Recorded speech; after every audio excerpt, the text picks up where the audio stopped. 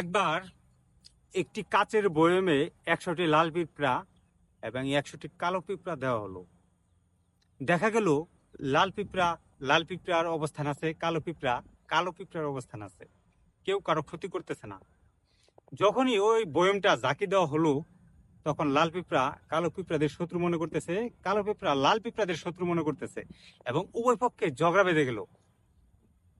আসলে তারা জানতেই পারলো না আসলে কে ঝগড়াটা লাগালো তৃতীয় পক্ষ, যে বয়মটি জাকিয়েছে। ঠিক মানব সমাজেও এরকম ঝগড়া বাজায় তৃতীয় পক্ষ। দুই পক্ষ জানেই না আসলে কে ঝগড়া বাজিয়েছে। তারা অন্ধের মতো ঝগড়া বিবাদ করে তাদের নিজেদের ক্ষতি করে তারপর শান্ত হয়, অথচ তৃতীয় পক্ষ খুব আরামে ঘুমাচ্ছে, তা মজা নিচ্ছে। তা আপনাদের বুঝতে হবে এই ঝগড়া, এই বিবাদের মূলে কে, সেটা অনুসন্ধান করুন সবার আগে, তারপর ঝগড়া বিবাদ করুন। ধন্যবাদ।